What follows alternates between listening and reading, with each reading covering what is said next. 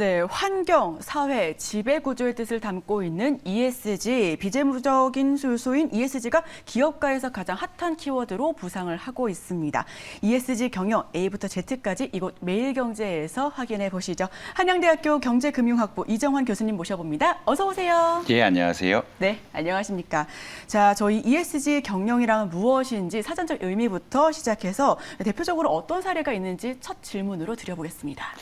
예, ESG 경영이란 것은 ESG죠. 결국은 환경, 사회, 지배구조 영역을 이제 기업 경영에 실현을 해서 이런 경영 목적. 예전에는 사실은 주주 가치 회복, 그게 주주 가치 상승만이 기업의 가장 큰 미덕이자 목적이라고 생각했는데, 이런 관점을 좀 넓혀서 기업이 영향을 미치는 환경, 그리고 기업이 영향을 미치는 사회, 그리고 기존의 주주를 보호하는 지배구조 영역까지 이러한 정책적인 상황을 경영에 반영을 해서 사실 운영을 하자라는 그런 입장이고요.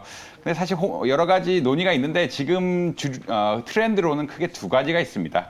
첫 번째는 규제 관련 대응이라고 할 수 있는데요. 최근에 탄소 배출권이라든지 탄소 감축, 넷제로 이런 이야기들이 많은데 결국은 기업들도 탄소를 감축을 하면서 이런 것을 따라가야 되고 더 많이 감축한다. 예를 들어서 친환경 기술을 사용해서 더 많이 감축한다든지 하면은 어떻게 보면 사회에서 긍정적인 역할을 했기 때문에 어떻게 칭찬을 해주는 이런 역할들이 점차 필요하게 되는데요.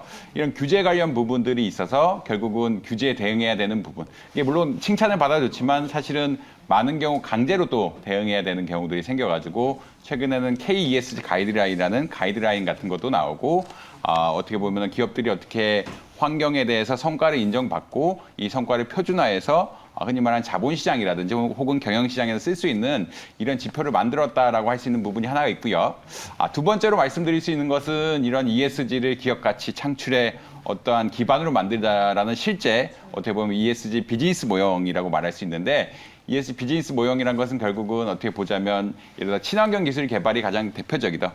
친환경 기술 개발을 어떻게 보면 미래의 혁신 엔진으로 삼아서 기업이 이것을 발판 삼아서 도약을 하고 이런 기회, 사실은 ESG를 위기라고도 하지만 기회라고도 많이 하는데 환경이라든지 사회공헌 이런 가지 요소에 대해서 기업 가치를 제고할 수 있는 기회를 만들고 이걸 바탕으로 기업을 발전시키자.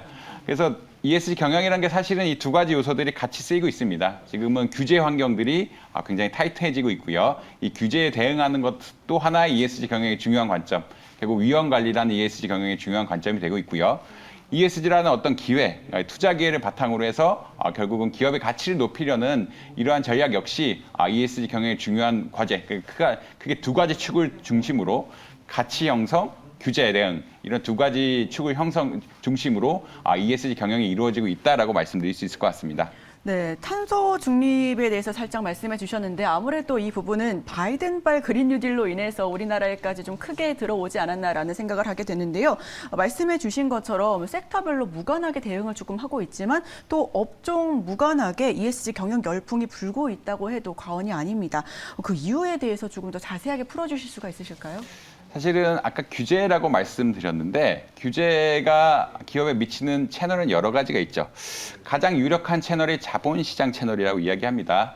작년에 사실은 ESG 이전부터 책임 투자 펀드란 이런 이야기들이 어떠한 금융시장에는 많이 있었는데 결국은 기업의 사회적 활동을 높게 하는 기업들에 대해서는 투자를 많이 하고 예를 들어서 사회적 활동에 그러니까 기업의 이미지가 굉장히 안 좋아진다든지 사회에 무리를 일으킨 기업에 대해서는 투자를 하지 말자라고 하는 책임 투자라는 개념이 있었습니다.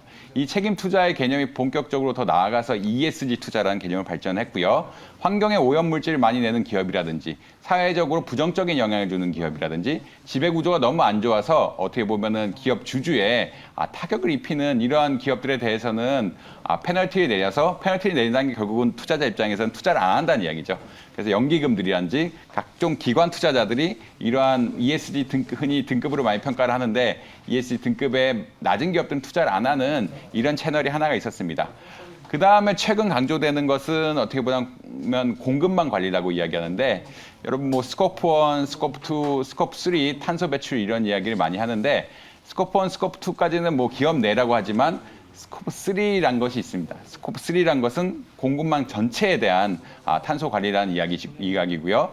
예를 들어서 삼성전자가 가전제품을 민간에게 파는데 삼성의 공급망 자체는 그러니까 원자재 붙어 있는 거죠. 철, 니켈, 각종 반도체 이런 것들이 다 있기 때문에 삼성전자가 소비자에게 물건을 팔라 그러면 이 관리망, 결국 공급망 전체에 대해서 탄소를 관리해야 된다. 탄소를 관리할 뿐만 아니라 어떠한 용수라든지 재활용, 자원 재활용까지 관리를 해야 된다라는 이런 입장들이 나오면서 실질적으로 조금 규제가 시작되는 것이 아니냐. 결국은 지금 ESG 정책 혹은 규제 정책에서 가장 중요할 것이라고 예측되는 것은 이런 공급망 관리라고 이야기하고요. 공급망 관리가 시작되면은 사실은 B2C 기업이 흔히 말하는 B2C 기업이 B2B 기업, B2B 기업, B2B 기업들에 대해서 각종 요청을 할 가능성이 많습니다. 최근 동향을 들어보면은 예를 애플 같은 글로벌 기업들이 한국에 이제 글로벌 밸류체인에 들어갈 것이냐 말 것이냐, 한국 기업들이 들어갈 것이냐 말 것이냐에 대해서 물어볼 때 이제 너네 탄소 배출 관리 정책이 어떻게 되느냐, 재활용 관리 정책이 어떻게 되느냐, 재활용 정책이 어떻게 되냐 물어본다고 이야기하거든요. 그 말은 이제 어떻게 보면 ESG가 생존 전략에 가까워질 수도 있는 그런 상황이다. 글로벌 밸류체인에 들어가려면 적절한 ESG 정책이 유지가 돼야 되고요. 그렇지 않으면 밸류체인, 흔히 말하는 공급망에서 떨어져 나갈 수밖에 없는 상황. 그러니까 예전에는 성과만 관리하고 퀄리티만 관리하면 됐지만 그런 것을 넘어서서 결국은 밸류체인, 어떻게 보면 기업의 생존 문제까지 연결이 되는 이런 상황이 되고요. 사실 뭐 부정적인 측면만 말씀드렸는데 이제 좀 긍정적인 측면으로 ESG 마케팅이라고 이야기 많이 하죠. 기업이 이제 사회 공헌 활동을 많이 하고 환경에 친환경적인 이미지를 쌓으면은 결국 미래지향적인 기업이다 하면서 소비자의 브랜드 가치를 높일 수 있는 이런 기회. 결국 규제 대응, 각종 규제 대응이 있죠. 규제 대응이 자본시장에 대한 대응, 그다음에 공급망 관리에 대한 대응이 있을 거고, 그다음에 브랜드 제고라는 이러한 커다란 어떤 효과를 누릴 수 있는 마케팅 전략이 있기 때문에 기업들이 너도 나도 ESG 정책에 발을 담그고 ESG 경영이란 것을 모토로 내걸고 있다라고 보시면 될 것 같습니다. 기업들의 생존으로까지 연결이 되는 것 같습니다. 지금 대학 교수님이시니까요. 대학 입학으로 따지면 수능 점수뿐만 아니라 봉사나 대외 활동까지 보는 것이다라는 그런 이야기를 할 수 있을 것 같은데 ESG가 말씀해 주셨던 것처럼 기업의 생존까지 걸고 있는 그런 문제라고는 하지만 이게 실질적으로 시장에서 가치 상승에 도움이 되는 건지 이게 굉장히 궁금하거든요. 사실은 탄소를 예를 들어서 가장 정확한 예인데 탄소를 갑자기 줄이려고 하면은 예를 들어 재활용 장치도 달아야 되고 탄소 저감 장치도 달아야 되고 기업 측 입장에서는 굉장히 비용이 많이 듭니다. 사실 이래서 가치 관련성에서는 좀 회의적인 입장이 사실 많죠. 왜냐하면 이러한 정책들이 핀다는 것은 결국 기업의 입장에서는 브랜드 가치 제고라는 긍정적인 측면이 있긴 하지만 결국 어떻게 보자면 이제 비용들, 각종 저감 비용들이라든지 사회공헌 활동이라는 것이 결국은 돈이 안 들고는 할 수 없는 일이기 때문에 사실 결국은 기업의 자원을 일부 배분해서 사회공헌 활동을 하는 것이기 때문에 기업 입장에서는 비용이 너무 많이 드는 것이 아니냐라는 의견들이 계속 있긴 하고요. 이런 차원에서 기업의 가치가 떨어지는 게 맞지 않느냐라는 일각의 의견도 있긴 합니다. 근데 2021년까지 최근 시장 동향 자체는 그런 것보다는 ESG 관련 주식들이 굉장히 많이 오르는 친환경 주식들이라든지 혹은 사회공헌 활동을 하는 주식들이 주가가 덜 떨어지는 등 어떻게 보면 긍정적인 영향이 더 많았다. 결국은 공급망 관리를 적극적으로 하고 미래 비전에 따라가면서 기업이 역동적으로 활동하고 있는 것을 이제 어떻게 보면 ESG 활동을 치고 있는 것이 아니냐. 물론 ESG라는 게 친환경 기술 개발이라는 어떤 원천적인 이야기도 있지만 결국은 사회가 따라가면서 어떻게 보면 기업이 수동적이 되느냐, 역동적이 되느냐, 혁신적이 되느냐 이런 여러 가지 이슈들이 있는데 기업의 혁신성을 담보하는 어떠한 척도로 작용하는 것 같더라고요. 결국은 비용이나 측면이 분명히 있지만 역동성을 담보한 척도로 작용을 하면서 한동안 한 3, 4년 동안 굉장히 수익률, 벤치마크 대비 수익률이 좋았고 특히 미국이나 유럽의 경우 이런 수익률이 좋았다라는 이야기를 많이 합니다. 그래서 결론적으로는 회계적으로는 비용인데 이게 기업의 브랜드 가치 상승 혹은 위험 관리라는 측면이 있죠. 미래 향후 규제에 대응하는 위험 관리라는 측면에서는 장기적인 가치 상승의 요인 그리고 혁신성, 역동성을 담보한다는 점에서는 어떻게 보면 브랜드 가치 상승과 연결이 돼서 기업의 가치를 상승할 수도 있는 그러한 계기를 마련해 줄 수 있다라고 보시면 될 것 같습니다. 네, 사실 골드만삭스의 경우에는 이번에 어닝 쇼크를 얻었는데 그 이유가 작년에 직원 복지와 직원 인센티브로 돈을 5조 원 넘게 풀었기 때문이다라는 말이 있더라고요. 방금 말씀해 주셨던 것처럼 결국은 비용이 이제 기업이 비용을 지불하는 측면에서 어쩔 수 없이 나가고 되는 그런 비용적인 측면이 있지만 이 장기적으로 봤을 때는 ESG 경영이 확실하게 필요하다라는 말씀으로 들려지고 있을 것 같고요. ESG 규제가 많은 것과는 달리 지원 제도는 미비한 상황인 것 같습니다. 대기업과 비교해서 특히 중소기업, 중견기업 같은 경우에는 정말 따라가기에 벅차다라는 의견이 큰 것 같은데 이렇게 ESG 경영 환경 조성에 많은 어려움을 갖고 있는 중소기업은 지금 현재 어떤 흐름을 가지고 있을까요? 예, 말씀하신 내용이 정확한데요. 그 작년 12월에 산업부에서 KESG 가이드라인이라는 게 나왔습니다. 결국은 ESG 관리를 하려면 기업들이 어떻게 해야 되는지에 대한 어떤 가이드라인을 준 것인데요. 사실은 어떻게 보면 연성 규제라고 이야기 많이 하죠. 너네들이 기업들이 이제 ESG 관리를 하려 그러면 어떤 측면에 대해서 신경을 써야 되고 어떤 인증을 받고 향후 5년간 뭐 탄소를 얼마 줄여야 되는지 이런 것에 대한 계획을 많이 내세웠다라고 말씀드릴 수 있겠는데요.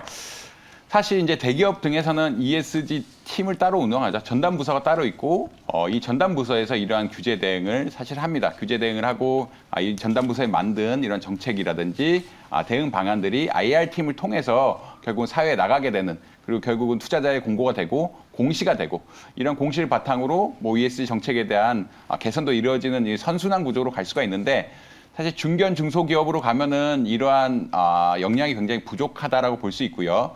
많은 경우 최근 들어본 바에 따르면 IR팀 부족한 IR팀 인원에서 ESG 대응도 같이 하는 어떤 이러한 입장인데 사실은 지금도 점차 공시 의무가 늘어나면서 IR팀에서 이런 공시 의무 자체를 대응하기도 쉽지 않은데 사실 ESG 정책에 대한 전반적인 내용을 짜고 또 ESG 정책이란 것은 알려야 되니까 ESG 정책을 따로 또 공시를 해야 되고 이 공시를 가지고 평가를 받아야 되는 이런 전반적인 과정을 지금 굉장히 작은 규모의 IR팀이 대응하기는 조금 어렵다라고 말씀드릴 수 있겠습니다. 특히 뭐 한마디 더 말씀드리면 이제 중견 중소기업들은 B2B 기업들이 많죠. B2B 기업들이 많은데 사실 B2C 기업보다는 ESG를 한다고 해서 브랜드 가치 상승이라는 내용 컨텐츠는 좀 작은 거기 때문에 뭐 만나 뵈신 분의 말씀에 따르면 굉장히 비용적인 측면을 많이 인식하고 있다.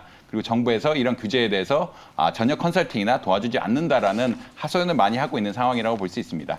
네, 지금 이런 부분들이 조금 어려움으로 가지고 있을 것 같습니다. 저희 마지막 질문은 시간 관계상 짧게만 드려볼게요. ESG 경영, 지금 글로벌 추진 현황과 사례에 대해서만 짧게 말씀 부탁드립니다. 예, 말씀드린 것 같이 이제 그러니까 세계 기업들이 굉장히 ESG 경영에 적극적으로 나서고 있고요. 그러니까 ESG 가치란 걸, 기업이란 것이 ESG 철학이 있고 이 철학을 만들고 결국은 KPI라고 하죠.